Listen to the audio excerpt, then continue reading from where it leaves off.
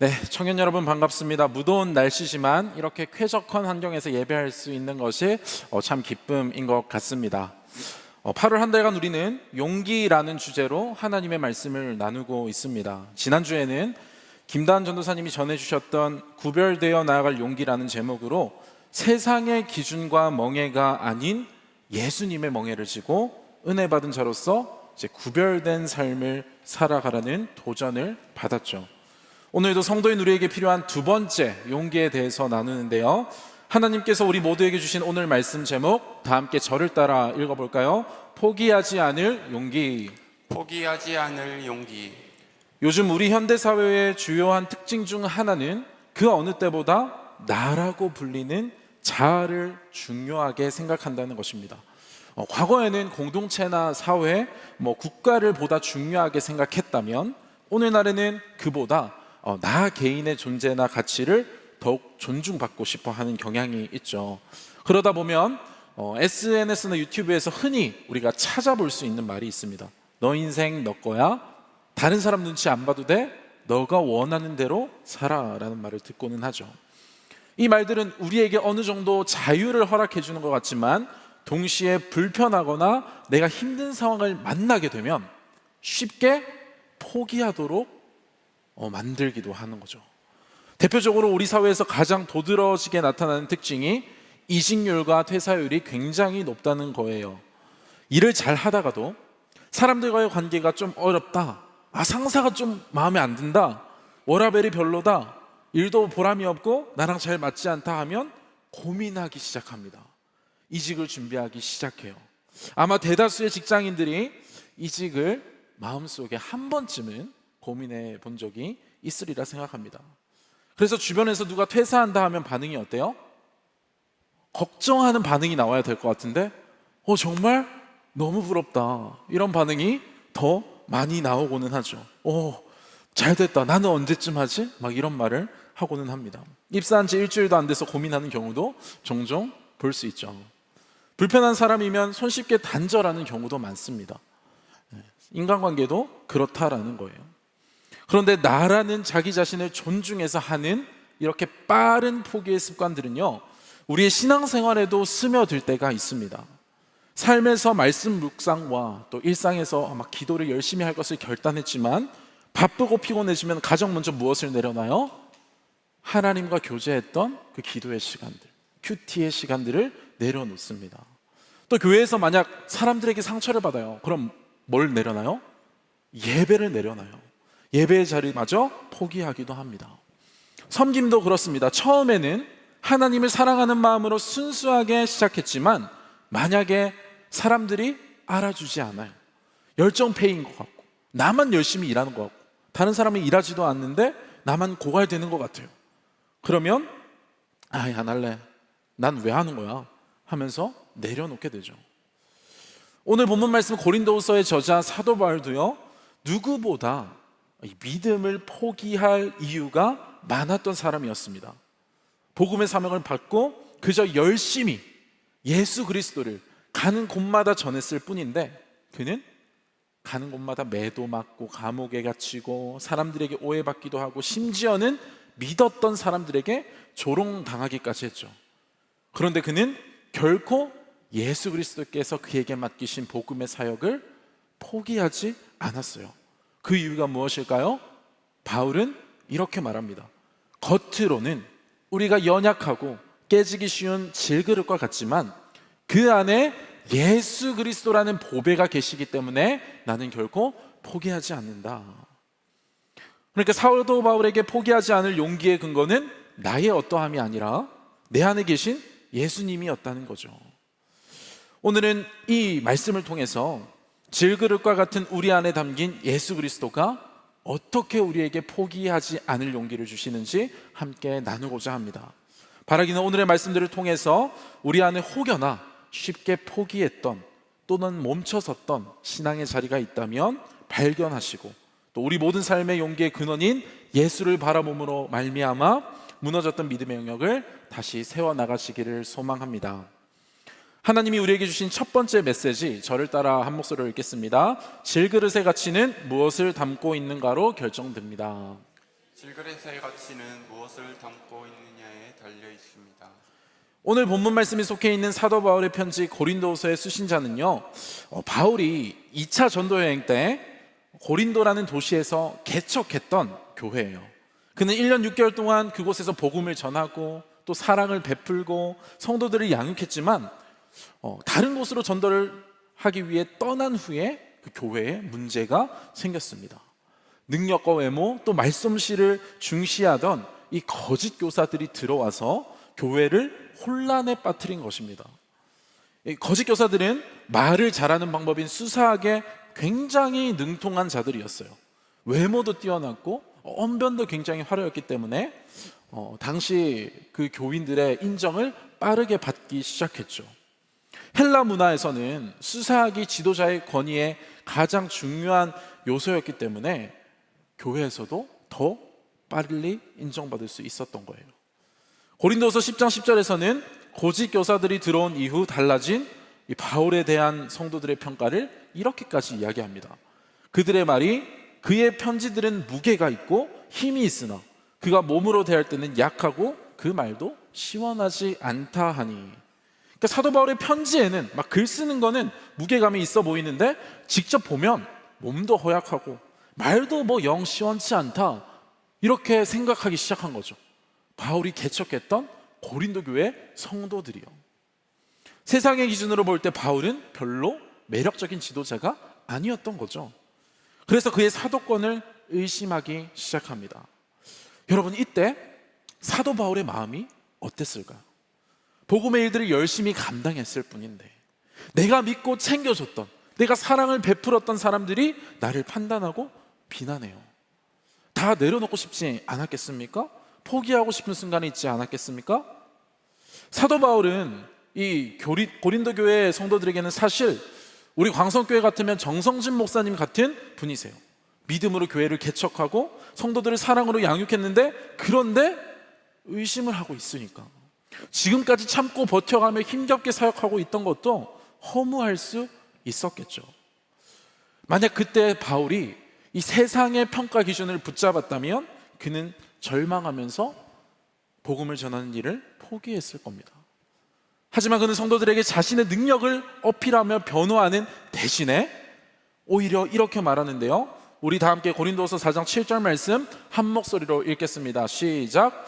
우리가 이 보배를 질그릇에 가졌으니 이는 심히 큰 능력은 하나님께 있고 우리에게 있지 아니함을 알게 하려 함이라. 아멘.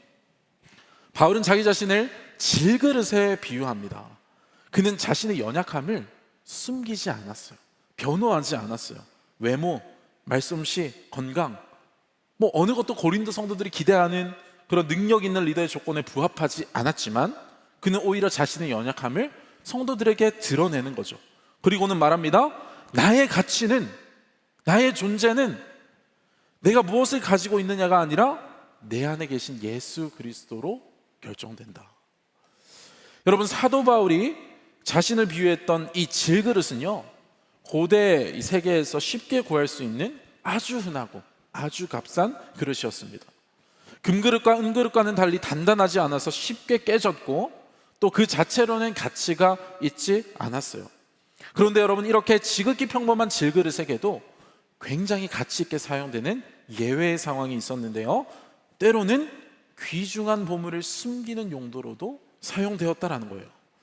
당시에는 지금처럼 막 보안이 잘 돼 있고 막 비밀번호 쳐야 들어갈 수 있고 이런 환경이 아니었겠죠. 언제든 집에 있는 물건들 도둑 맞을 수 있는 환경이었어요. 그런데 화려한 금그릇과 은그릇보다 평범해 보이는 질그릇 속에 보물을 담아두면 눈에 띄지 않아서 오히려 더 안전했다라는 거예요. 이 도둑들의 눈을 피할 수 있었다라는 거죠.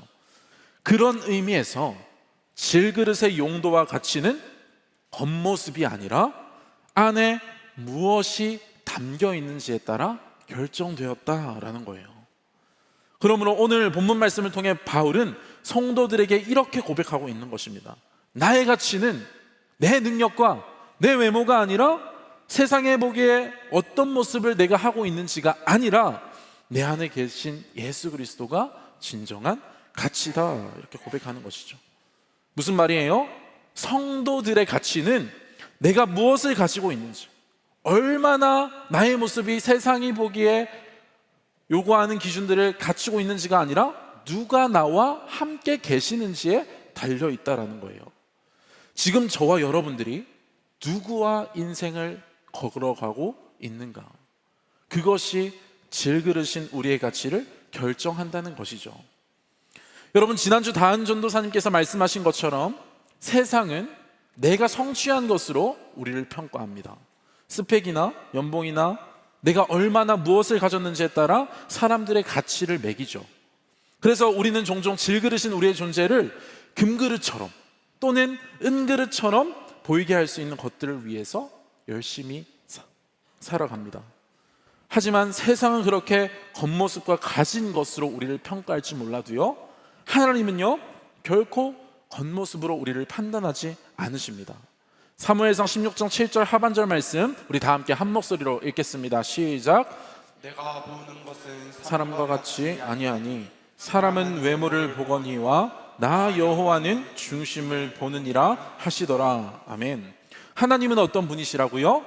우리의 마음의 중심을 보시는 분이시다. 즉 우리 안에 예수 그리스도가 계신지 아닌지를 본다라는 거예요. 그러므로 포기하지 않을 용기는 스펙을 쌓아 금그릇이 되는 데서 오는 게 아니라 내가 깨지기 쉬운 질그릇임을 인정하면서 보배이신 예수 그리스도를 놓치지 않는 데서 온다라는 것이죠. 그렇다면 저와 여러분들의 삶의 방향이, 열심의 방향이 어디를 향해야 하겠습니까? 나라는 존재를 더 드러내고 화려하게 해줄 무언가를 얻는 것에 몰두해야 할까요? 아니겠죠. 우리가 절대 포기하지 말아야 할 것은 바로 예수님과의 동행이라는 거예요. 그분의 말씀을 놓치지 않기 위해서, 그분과의 이 교제의 시간, 말씀의 시간, 기도의 시간을 놓치지 않기 위해서 그것에 더욱 열심을 쏟아야 한다는 것이죠. 이처럼 질그릇인 우리의 마음의 중심에 계신 예수님과 함께 한다라는 것의 의미는요, 그분의 마음과 뜻에 우리의 모든 삶과 생각의 우선순위가 있어야 한다는 것입니다. 무슨 일을 하든지 무슨 생각을 하든지 예수님이라면 어떻게 하셨을까? 이 질문으로 판단하고 선택해야 한다는 거예요. 그리고 그분의 뜻을 구하기 위해 기도하면서 열심을 쏟아야 한다는 거죠. 질그릇인 우리가 보배이신 예수 그리스도를 놓치지 않을 때 하나님께서 우리 삶 가운데 주시기로 한 약속이 있는데요, 마태복음 6장 33절 말씀, 우리 다 함께 한 목소리로 읽겠습니다. 시작. 그런즉 너희는 먼저 그의 나라와 그의 의를 구하라. 그리하면 이 모든 것을 너희에게 더하시리라. 아멘. 우리의 삶의 목적이 하나님의 나라와 그의 의를 구하는 것이 되고 예수 그리스도와의 이 동행을 포기하지 않는 것이 될 때 하나님이 모든 것을 너희에게 더하시리라 말씀하시죠. 여기서 말하는 이 모든 것은 우리에게 필요한 모든 것을 의미합니다. 우리 비청년분들 중에서도요, 이 말씀처럼 예수님과의 동행을 놓치지 않고 우선순위로 여기며 포기하지 않았던 청년들이 있습니다. 지난 상반기 이청년부에서는 성경 1독 챌린지 참여자를 모집했어요. 그래서 상반기에 1독, 또 하반기에 1독, 이것을 목표로 카톡방에 이제 하루마다 읽은 분량들을 인증하는 프로젝트를 진행했는데요, 그 중에 7명이 상반기에 완독을 성공했습니다.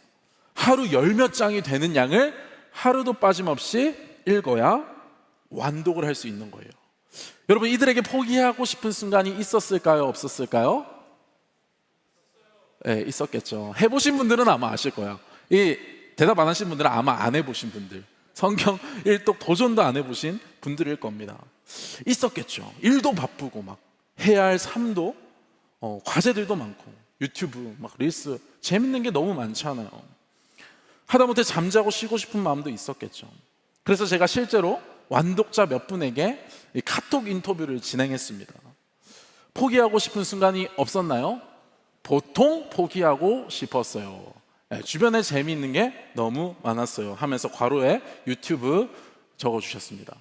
넷플릭스도 적어주셨고요.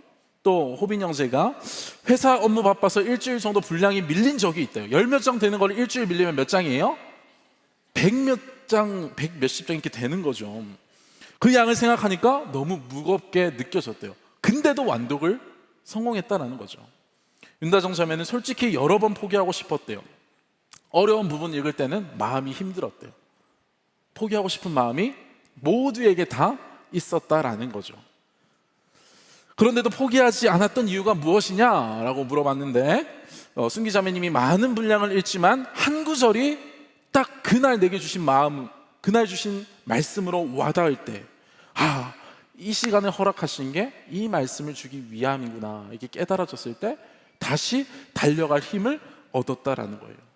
호빈 형제는 매일 성경을 읽으면서 지친 삶에 하나님의 위로를 얻었다고 고백했습니다. 또 다정 자매는 지루할 때도 있었지만 하나님을 더 알고 싶다는 그 마음이 다시 이 놓치고 있던 그 말씀을 붙잡게 하는 힘이 되었다. 하나님과의 대화의 시간처럼 느껴져서 이 말씀의 시간을 이어갈 수 있었다, 이렇게 이야기했어요. 여러분, 이 청년들은 결단했던 하나님과의 교제의 시간을 포기하고 싶었어요. 하지만 자신들의 삶의 다른 어떤 것들보다 하나님과 동행하는 것이 가장 큰 우선순위였기 때문에 말씀의 자리를 놓치지 않았습니다. 내 안에 이미 주신 그리스도의 관계를 결코 포기하지 않는 것, 그것이 우리가 선택해야 할 길이라는 것이죠. 사랑하는 청년 여러분, 질그릇인 우리의 가치는 내 손에 쥐고 있는 것 때문이 아니라 그분과 함께 하는 것을 통해 결정됩니다. 바라기는 우리의 보배이신 그리스도를 더욱 사랑하며 그분의 나라와 뜻이 우리의 우선순위가 될 수 있기를 원합니다. 그래서 세상의 기준으로 평가받는 인생이 아니라 하나님 앞에 보배를 담은 귀한 질그릇으로 인정받으시고 하나님이 책임져 주시는 인생을 살아가시는 저와 여러분들 되기를 간절히 소망합니다. 두 번째로 우리에게 주신 하나님의 말씀은 질그릇은 토기장애의 보호를 받는다는 것입니다. 우리 함께 저를 따라 읽어볼까요? 질그릇은 토기장애의 보호를 받습니다. 질그릇은 토기장이의 보호를 받습니다. 고린도 교회 성도들은 사도 바울의 사도직에 대해서 또 하나의 의문을 품고 있었어요. 그것은 바울이 만약 하나님께서 진짜 직접 세우신 사도라면 그가 겪는 고난들 어떻게 설명할 거야? 하는 거예요. 바울이 하나님의 종이라면 모든 일이 잘 풀려야 한다라고 생각했죠. 심지어 복음을 전하는 일을 하는데요, 문제가 생겨도 쉽게 해결되고 축복만 넘쳐야 하지 않을까요? 그런데 바울의 선교 여정은 성도들의 기대와는 달랐죠. 늘 고난이 따라다녔어요. 배도 부서지고 박해받고 매맞고 배신당하고 감옥에도 갇히고 암살당할 위협까지 느끼면서 어떻게 한 사람의 인생에 이 모든 것들을 다 겪을 수 있을까 싶을 정도로 수없는 고난들을 겪었죠. 여러분, 이런 상황만 보면 하나님께서 그와 함께 하셨다는 것이 이해가 가지 않는 거예요. 하나님께서 부르셨다는 것이 납득이 가지 않는 거죠. 그가 겪었던 고난과 그가 가진 연약함을 이 고린도 교회 성도들은 실패라고 생각했어요. 어쩌면 우리에게도 이런 시선들이 있을지도 모르겠습니다. 우리는 하나님께 충분히 기도하며 선택했는데 일이 잘 풀리지 않으면 하나님의 뜻이 아니었나 보다라고 생각합니다. 열심히 기도하며 준비한 시험에서 결과가 좋지 않을 때, 또 취업 준비가 번번이 떨어질 때, 또 교회 사역에 마음을 다했는데 오히려 오해를 받을 때, 건강 문제나 가족에게 어려움이 찾아올 때, 그럴 때 우리가 하나님의 뜻 가운데 거하고 있나 하는 의심이 찾아오죠. 이 자리가 내가 서 있을 자리가 아닌가? 내가 잘못 왔나? 하는 마음이 들게 됩니다. 반대로 하는 일이 술술 잘 풀리고 막 돈이 들어오고 좋은 일이 생기면 그게 곧 하나님의 축복을 받는 것이라고 단정 지을 때가 있죠. 하나님이 인도하시는 성도의 삶에는 좋은 일만 있고 고난이 없어야 한다고 생각하는 흔한 오해입니다. 고린도 교회 성도들이 그런 오해를 가지고 있었다라는 거예요. 그런데 우리의 주변을 조금만 둘러봐도 알 수 있죠. 하나님의 존재를 전혀 믿지 않는 자들도 잘 되는 경우 있어요, 없어요? 있어요. 너무 잘 될 때가 많아요. 배가 아플 때가 있는데 세상의 기준에서 성공하는 경우 많습니다. 그런데 하나님을 잘 믿는데도, 기도하며 애쓰는데도 여전히 어려움 중에 계셔서 고뇌하는 분들도 계시죠. 그런데도 우리가 그렇게 축복에 대한 오해를 하는 경우가 있다라는 거예요. 잘 돼야 축복이고 안 되면 저주다. 오해라는 거죠. 물론 물질의 축복도 하나님이 주시는 것이지만 여러분, 성경이 말하는 진정한 축복은 무엇이냐면요, 그분이 우리의 모든 상황 속에서도 함께 하신다는 거예요. 우리를 한순간도 놓치시지 않는다는 것, 이것이 우리에게 주어진 축복이라는 것입니다. 그래서 성경에서 대표적으로 형통의 사람 하면 누가 떠올라요? 요셉이 떠오르죠. 요셉의 삶에 고난이 없어서 그가 형통했다고 말하나요?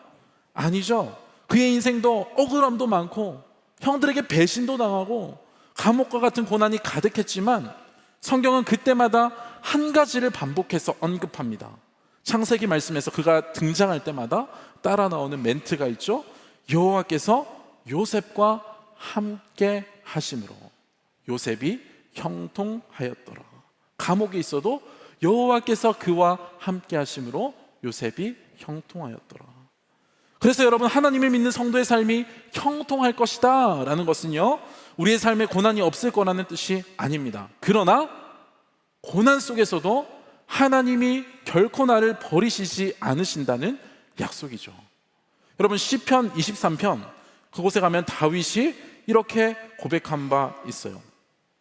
우리가 좋아하는 말씀인데, 여호와는 나의 목자시니 내게 부족함이 없으리로다. 너무 좋은 말씀이죠. 하나님이 나의 목자 되시니까 나는 부족함이 없을 거야. 우리가 다 선호하는 말씀이에요.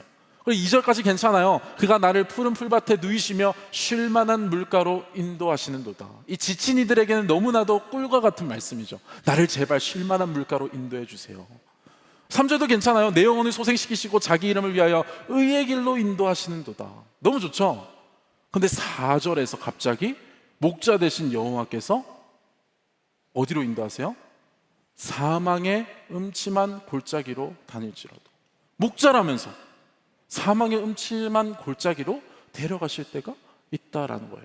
그럼에도 해를 두려워하지 않을 것은 주께서 나와 함께 하심이라. 골짜기로 갈 수 있지만 그곳에서 어떻게 하신다고요? 함께 하신다 말씀하시죠. 그리고 주의 지팡이와 막대기가 나를 보호하신다. 주의 도우심이 나를 지키신다라고 하는 겁니다. 여러분, 골짜기를 만날 때에도 하나님이 그 길에서 우리를 보호하시며 끝까지 인도하신다는 말씀이에요. 데려가시고 나몰라라 하시지 않는다는 것입니다. 바울은 바로 그 확신 속에서 고난의 골짜기를 지나는 그 순간에도 하나님이 주신 복에 예수 그리스도가 지금도 내 안에 계셔, 함께하고 계셔, 이것을 붙들었다는 것이죠. 그래서 주님이 주신 사명을 고난 속에서도 포기하지 않았던 거예요. 오늘 본문 말씀에서 바울은 성도들이 가질 수 있는 역설적인 믿음에 대해서 이렇게 고백합니다. 다 함께 본문 말씀 고린도후서 4장 8절에서 9절 말씀 한 목소리로 읽겠습니다. 시작. 우리가 사방으로 우겨쌈을 당하여도 쌓이지 아니하며 답답한 일을 당하여도 낙심하지 아니하며 박해를 받아도 버린 바 되지 아니하며 거꾸러뜨림을 당하여도 망하지 아니하고, 사방이 막혀서 숨 쉴 틈 없는 압박 속에서도 짓눌리지 않는 이유, 때로는 앞길이 막혀서 답답해도 낙심하지 않는 이유, 박해를 받아도 버림받은 바 되지 않은 이유, 쓰러져도 망하지 않은 이유, 그 모든 이유는 우리 안에 예수 그리스도라는 그 생명은 결코 변함이 없기 때문입니다. 여러분, 질그릇은요, 우리의 존재가 아까 질그릇이라고 했죠. 바울이 그렇게 표현했죠. 질그릇은 스스로 지킬 힘이 없습니다. 쉽게 깨지고 금방 흠집이 나죠. 하지만 질그릇을 만든 선한 토기장이신 우리 하나님은요, 그 안에 귀한 보배, 그 안에 우리에게 주신 예수 그리스도라는 그 보배를, 그 생명을 지키기 위해서 끝까지 우리의 삶을 책임지시는 분이세요. 여러분, 저와 여러분들이 상황과 환경에 따라 요동친다면 주님보다 연약한 질그릇인 나의 모습을 더욱 바라보고 있기 때문입니다. 그래서 우리는 고난의 때를 만날수록 주님을 바라보는 훈련을 하셔야 돼요. 나는 안 돼. 왜 내 삶은 안 되지? 이렇지? 이렇게 나를 묵상하는 게 아니라, 상황을 묵상하는 게 아니라, 예수 그리스도가 우리와 함께 하시지, 성령님이 내 안에 계시지, 아들을 내어주시기까지 우리에게 생명을 주신 하나님이, 토기장이신 그 하나님이, 보배를 담아주신 하나님이 나를 결코 버리실 리 없다. 그러므로 지금 내게 주신 이 골짜기도 반드시 지나가게 하실 것이다. 이렇게 예수님을 묵상해야 한다는 것입니다. 이 믿음이 있을 때 우리는 포기하지 않을 수 있다라는 거예요. 여러분, 오늘날 청년의 시대를 살아가는 우리에게도 거꾸로뜨림이나 우겨싸움이나 고난의 상황이 있을 수 있습니다.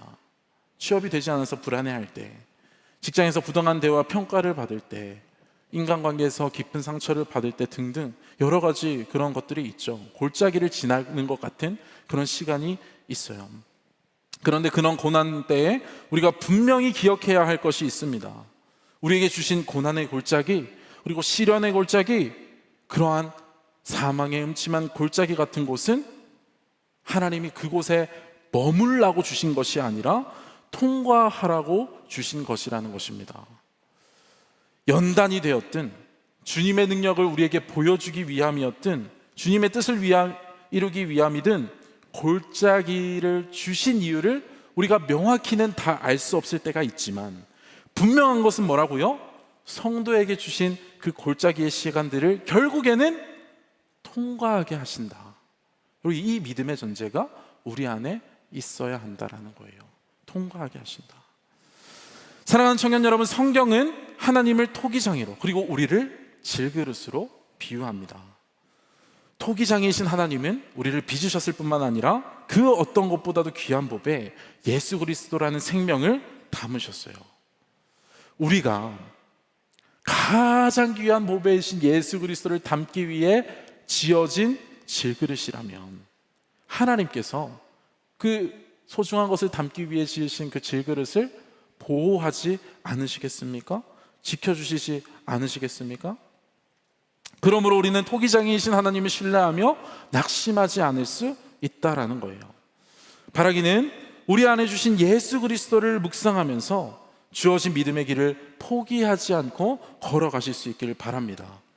혹여나 지금 고난의 골짜기를 지나가고 있는 분들이 계시다면, 지금도 여전히 우리의 삶을 보호하시며 지키시는 하나님의 사랑을 신뢰함으로 말미암아 모든 것을 넉넉히 이기며 그 골짜기를 넉넉히 통과해 가시는 저와 여러분들 되길 간절히 축복합니다. 마지막으로 세 번째로 우리에게 주신 말씀, 다 함께 저를 따라 읽겠습니다. 질그릇의 가치는 무엇을 담고 있는가로 결정됩니다. 질그릇의 가치는 무엇을 담고 있는가로 결정됩니다. 죄송합니다 여러분, 제가 잘못 PPT를 작성했는데요. 저를 따라 세 번째 주신 말씀 제목 읽어보겠습니다. 질그릇의 자랑은 그 안에 보배입니다. 질그릇의 자랑은 그 안에 보배입니다. 네, 감사합니다. 고린도 교회 성도들은 은사와 능력을 자랑하던 사람들이었습니다. 누가 더 큰 은사들을 가졌냐, 누가 더 큰 능력을 가졌느냐를 가지고 비교했고, 보이는 능력으로 서로를 판단했어요. 너 예언하네? 너는 1등급. 너 방언하네? 너는 2등급. 근데 예언을 못하네? 그럼 3등급. 그들의 자랑거리는 자기 지식과 은사, 능력이었다는 거죠.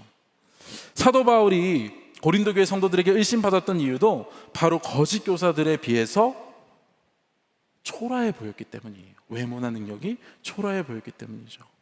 그런데 오늘 말씀에서 사도 바울은요, 자신을 자랑하지 않습니다. 자신을 드러내는 대신 오히려 이렇게 말하는데요. 오늘 본문 말씀 고린도후서 4장 10절 말씀 다 함께 한 목소리로 읽겠습니다. 시작. 우리가 항상 예수의 죽음을 몸에 짊어짐은 예수의 생명이 또한 우리 몸에 나타나게 하려 함이라. 아멘. 사도 바울은 말합니다. 질그릇인 우리는 나를 자랑하는 삶이 아니라 예수 그리스도의 죽음을 짊어지는 삶을 살아야 한다. 여러분, 여기서 죽음을 짊어진다는 건 무슨 의미인가? 단순히 고난을 참고 버틴다는 게 아니에요. 예수님처럼 자기를 비우고 하나님의 뜻에 순종하는 자기 부인의 길, 그러니까 내 안에 내가 죽고 예수 그리스도의 마음으로 살아가려는 것, 십자가의 길을 선택하는 것. 그러니까 이 세상의 흐름과는 다른 거죠. 이 세상은 아까 어떻다고 했어요?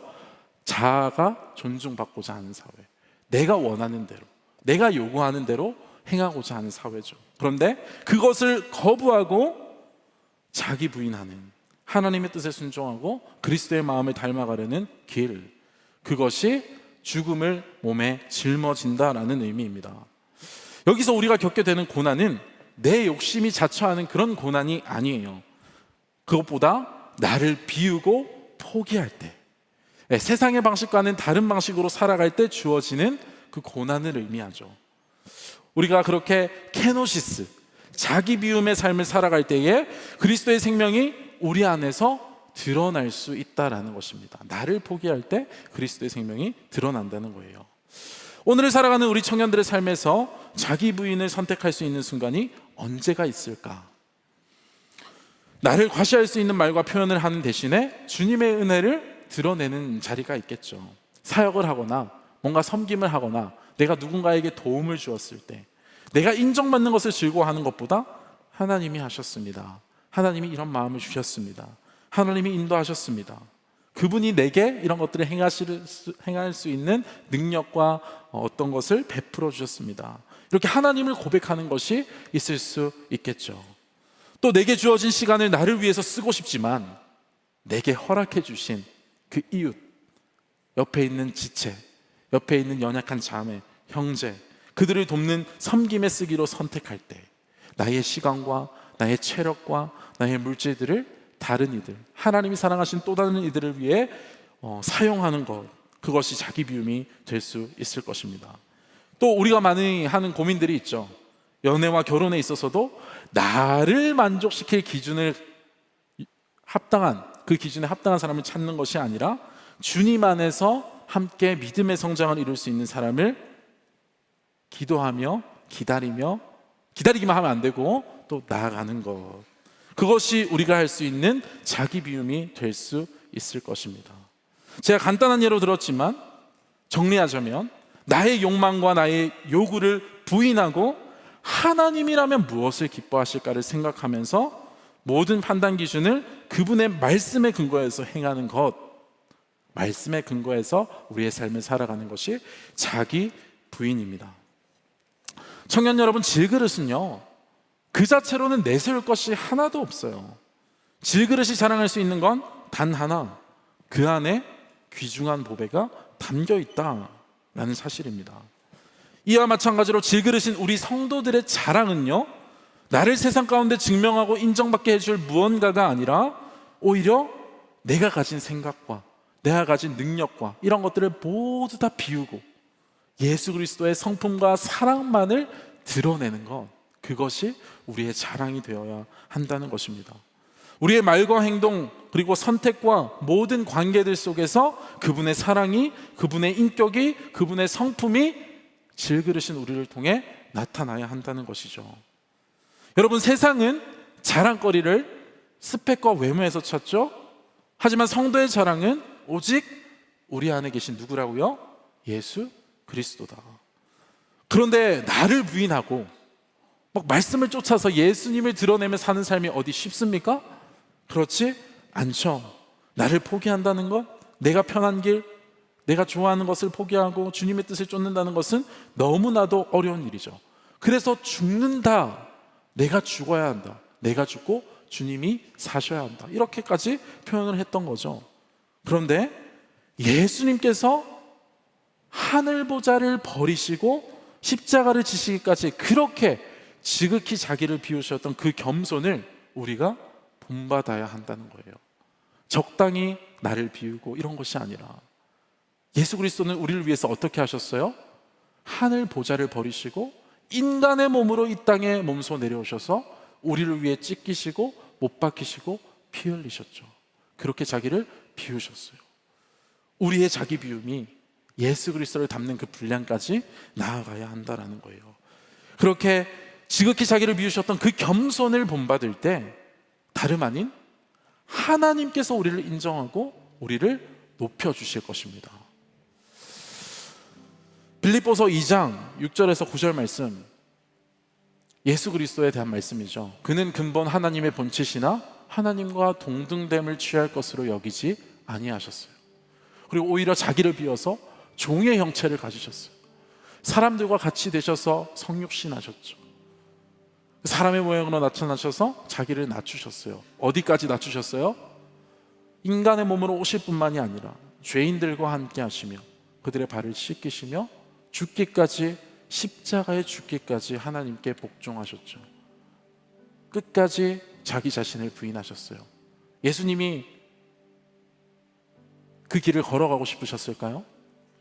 아니겠죠. 겟세마네 언덕에서 했던 그 기도, 주님, 그러실 수만 있다면 이 잔을 내게서 옮겨 주옵소서 했던 그 기도를 통해 예수님도 그것을 포기하고 싶은 순간이 있었다는 것을 알 수 있습니다. 그런데도 불구하고 그는 자기를 비우고 하나님만이 나를 통해 드러나시기를 그렇게 순종하셨다는 거예요. 그런데 그 이후의 말씀이 중요합니다. 말씀 한번 띄워주시겠어요? 9절 말씀. 그렇게 죽기까지 나를 비웠더니 하나님이 어떻게 하셨어요? 하나님이 그를 지극히 높여서 모든 이름 위에 뛰어난 이름을 주셨다.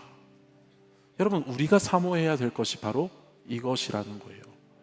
내가 어떻게든 가져서 뭔가를 성취해서 세상에서 높임받는 인생이 아니라 도리어 가져서 얻는 그 행복이 아니라 나를 비우고 끊임없이 그리스도의 마음으로, 그 말씀으로 내 마음의 중심을 채워넣고 자기 비움으로 하나님께서 기뻐하시는 모습을 살아갈 때 누가 우리를 높이신다고요?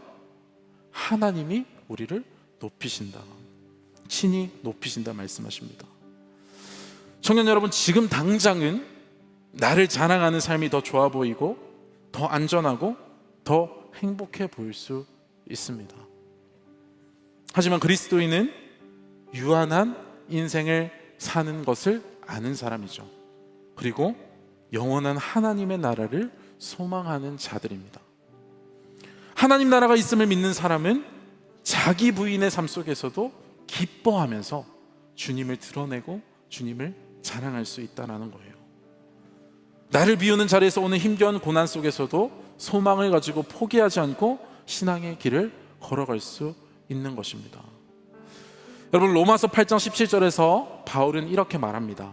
자녀이면, 너희가 하나님의 자녀이면 또한 상속자, 곧 하나님의 상속자요 그리스도와 함께한 상속자니. 여기서 상속자는 무엇을 받는다는 의미예요? 하나님 나라의 그 유업을 받는다는 의미죠. 우리가 그와 함께 영광을 받기 위하여 고난도 함께 받아야 할 것이니라.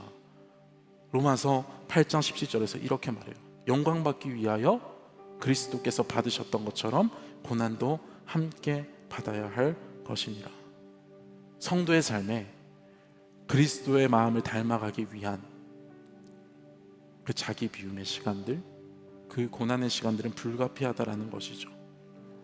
그러나 하나님께서 나를 높여주실 것을 믿기 때문에, 영원한 그 하나님 나라의 유업이 반드시 내게 상속될 것을 믿기 때문에 오늘 유한한 이 세상에서 인정받는 길이 아니라 하나님께 인정받는 길을 선택한다는 것입니다. 여러분, 오늘은 광복기념주일이에요. 광복기념주일을 맞아 생각했던 것이 있습니다. 일제강점기 순국 선열들은 현실적으로 바라봤을 때 아무 이익이 없는데도 불구하고 독립운동에 자신의 모든 것을 걸었어요. 모든 것을 다 포기하면서도 그토록 운동에 목숨을 걸었던 이유는 단 하나였습니다. 광복이 반드시 올 것이라는 확신과 소망이 있었기 때문이에요. 여러분, 포기하지 않았던 건 하나예요. 광복이에요. 나머지 다른 것은 다 포기했다라는 것이죠. 그 소망이 그들을 버티게 했고 그 광복을 위해 열심히 운동하는 것을 포기하지 않게 이끌었다라는 것입니다. 하물며 하나님의 나라는요, 광복처럼 혹시 올지도 모르는 그런 기대가 아니죠. 그것은 하나님의 분명하고도 확실한 약속입니다. 여러분, 저와 여러분들이 그 영원한 하나님의 나라가 있음을 믿으신다면 자기 부인의 길, 이 어렵고 너무나도 부담스러운 이 길 속에서도 주님을 자랑할 수 있다라는 거예요. 기쁨으로. 청년 여러분, 요즘 여러분들의 자랑은 무엇입니까? 나를 드러내는 일입니까? 내가 무엇인가를 갖춘 그것을 자랑하는 일입니까? 내가 이룬 일들입니까?